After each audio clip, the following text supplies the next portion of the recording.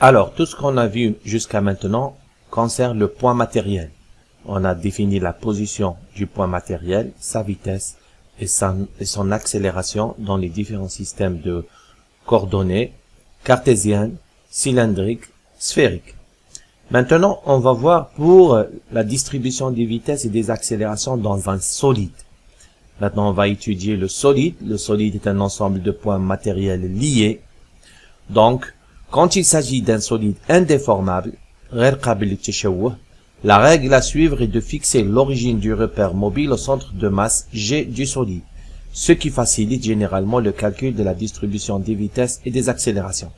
Donc, on va relier le repère mobile au centre de gravité G du solide.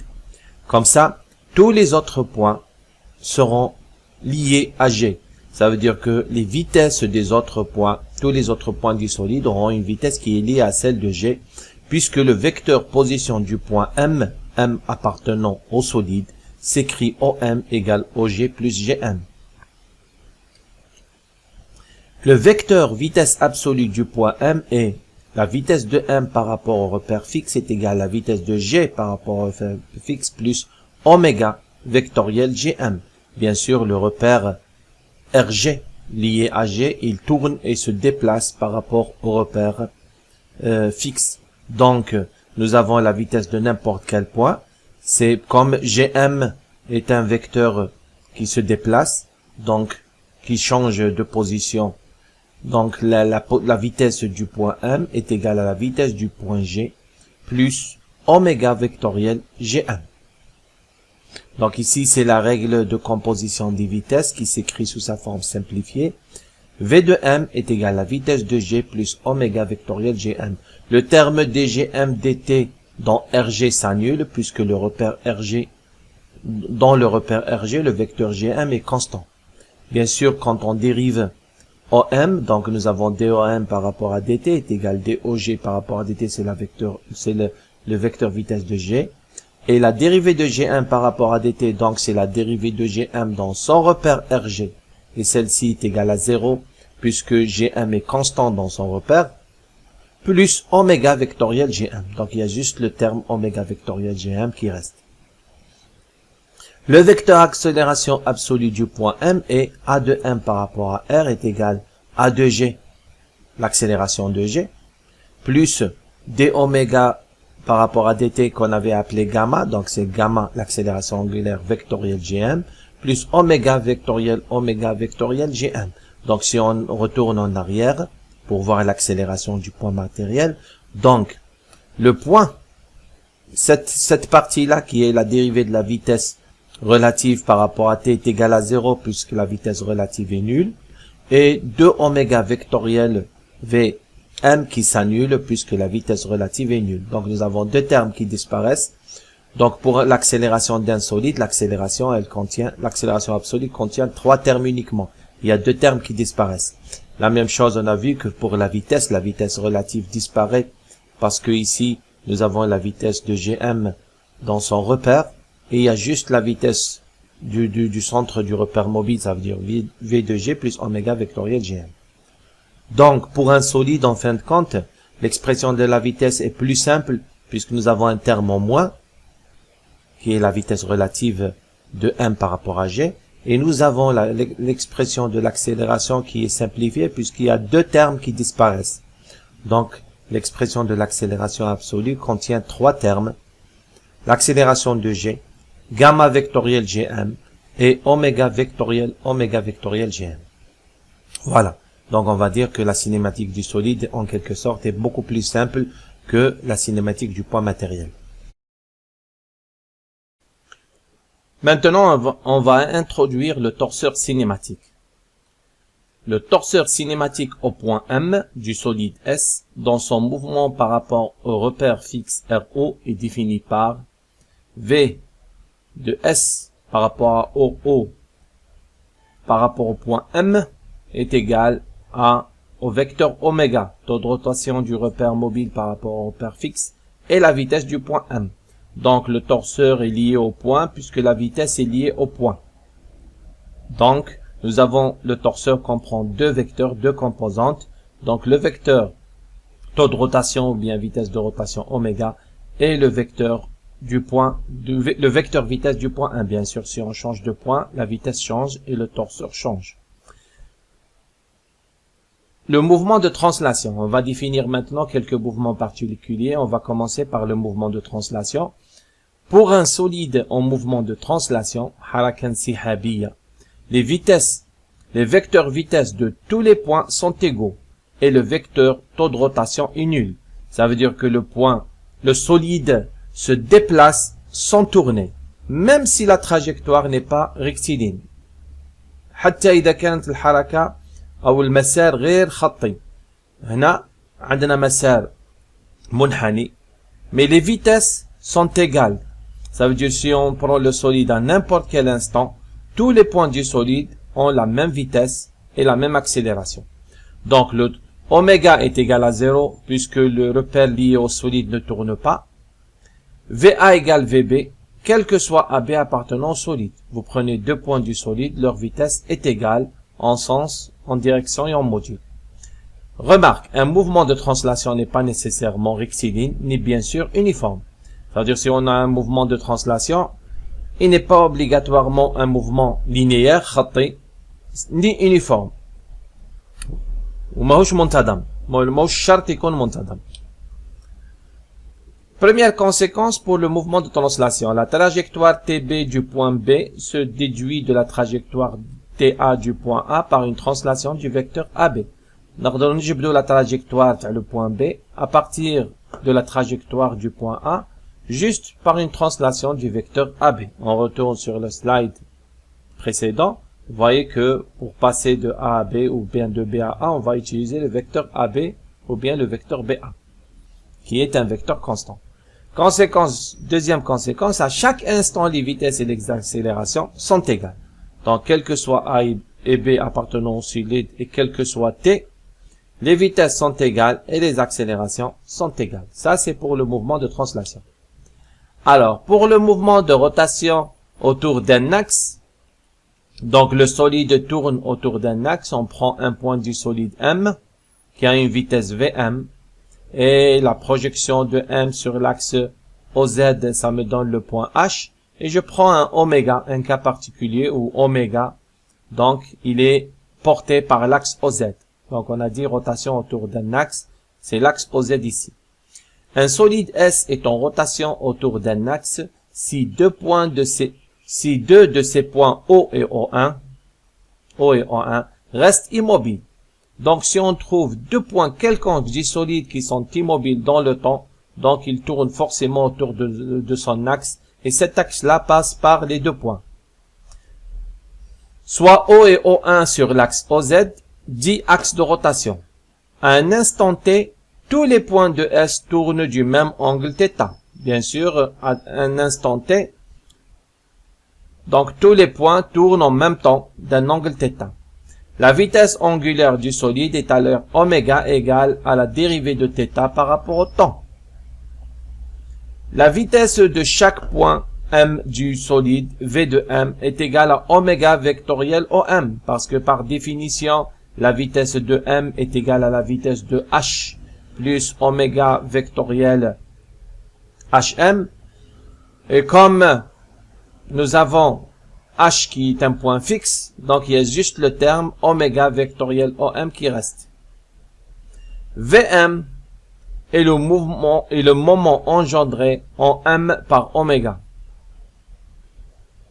Donc, V de M, on peut le considérer comme un moment engendré en M par oméga, soit A et B, deux points de S. Nous avons la vitesse du point A est égale à oméga vectoriel OA, et la vitesse du point B est égale à oméga vectoriel OB. Donc, VB, si on veut déduire VB à partir de VA, donc VB est égal à VA plus oméga vectoriel AB, en utilisant la formule de composition des vitesses, et VA scalaire AB est égal à VB scalaire AB. Les vecteurs VA et VB ont la même projection sur AB. Donc, si vous prenez deux points quelconques du solide, l'un ayant une vitesse VA et l'autre ayant une vitesse VB, donc si vous projetez les vitesses sur la droite joignant AB, vous aurez une égalité des projections. C'est la propriété d'équiprojection des vitesses. On continue avec le mouvement de rotation autour d'un axe et maintenant la distribution des accélérations. On va voir comment est distribuée l'accélération dans le solide. On va prendre un point M et on va dériver sa vitesse.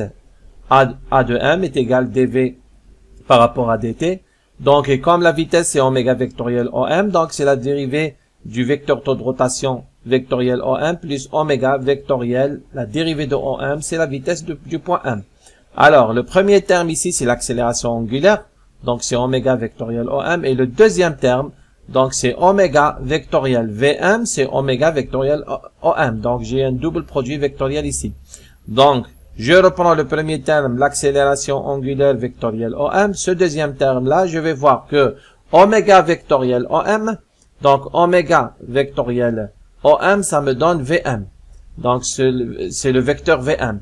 Donc, si je fais maintenant oméga vectoriel VM, donc j'aurai, puisqu'ils sont perpendiculaires, donc j'aurai le module de oméga que multiplie le module de VM. C'est oméga qui est porté par... c'est oméga, donc, fois OM. Et la direction, donc, si vous faites oméga vectoriel VM, la direction, elle est, le vecteur obtenu est dirigé de M vers H. Donc, je vais, au lieu d'écrire le vecteur MH, je vais faire moins MH. Donc, c'est moins oméga carré HM. Donc, vous pouvez écrire plus oméga carré MH, mais on va écrire moins. Parce que ça, c'est l'accélération normale, en quelque sorte. Tessel nadimi. Donc, ça va me donner deux termes. Le vecteur accélération du point M dans un solide tournant autour d'un axe est composé de deux termes. Le premier terme, c'est l'accélération tangentielle. Elle est portée par VM. Et le deuxième terme, il est porté par le vecteur MH. C'est oméga carré HM. C'est l'accélération normale. Bien sûr, H est la projection de M sur l'axe de rotation.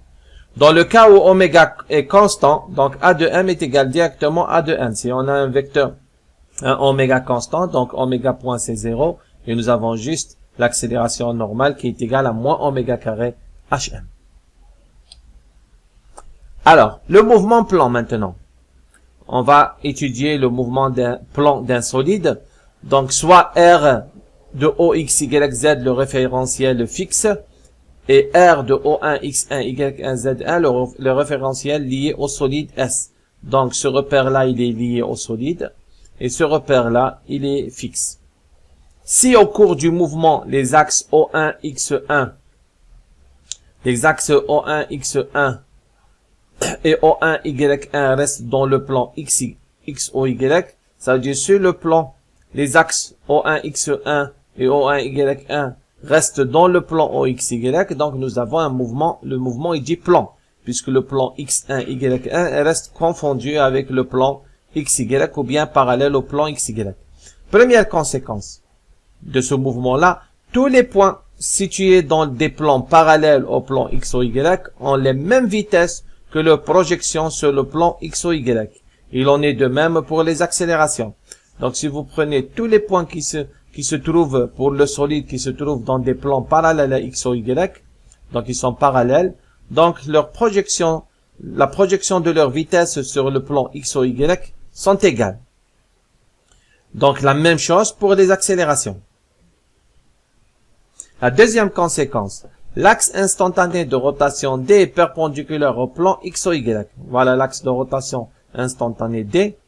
Donc puisque c'est un plan, mouvement plan, donc si le solide tourne dans ce plan-là, dans le plan XOY, forcément son vecteur oméga se retrouve porté par Z.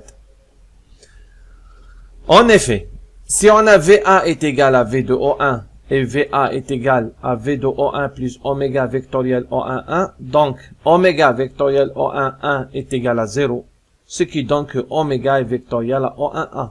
Donc ceci est évident, il suffit juste d'écrire la relation de composition des vitesses, donc la vitesse de A en fonction de celle de O1.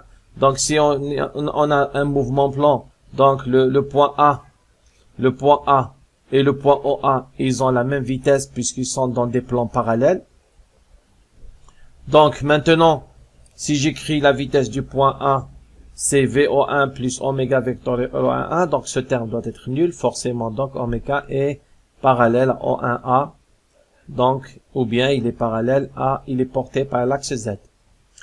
Alors, D coupe le plan X ou Y en un point I appelé le centre instantané de rotation. Donc, le D, il coupe le plan X ou Y en un point I qu'on appelle l'axe instantané ou bien le centre instantané de rotation. Et quel que soit M appartenant au solide, V de M égale oméga vectoriel IM. Ça veut dire que le centre instantané de rotation est utile pour calculer la vitesse de n'importe quel point du solide puisque V de M deviendra juste oméga vectoriel IM. La distribution des accélérations est donnée par A de M est égale à A de O1, l'accélération de O1, donc plus la dérivée de oméga par rapport au temps vectoriel O1M moins oméga carré O1M. Donc cette relation est déduite du mouvement de rotation du solide autour d'un axe. Donc ça c'est l'accélération normale, ça c'est l'accélération tangentielle et ça c'est l'accélération du point O1. Donc dans le cas où oméga est constant, donc ce terme il disparaît. Et si O1 ne se déplace pas, donc nous aurons juste une accélération normale qui est égale à moins oméga carré O1M. Alors ceci est une illustration de l'effet de l'accélération de Coriolis ou bien l'accélération complémentaire sur le pendule de Foucault. Donc Jean-Bernard Léon Foucault, né en 1819 et décédé en 1868. Donc il a utilisé un pendule fixé au toit d'une cathédrale. Donc et sous l'effet de la rotation de la Terre, il a remarqué que le pendule, en faisant les allers-retours, il ne passait pas par le même point. Et il a expliqué ça par l'effet de l'accélération de Coriolis sur le pendule ou bien l'effet de la rotation de la Terre. Ceci termine le chapitre 4 de cinématique. Merci pour votre attention. Salam alaikum wa rahmatullahi ta'ala wa barakatuh.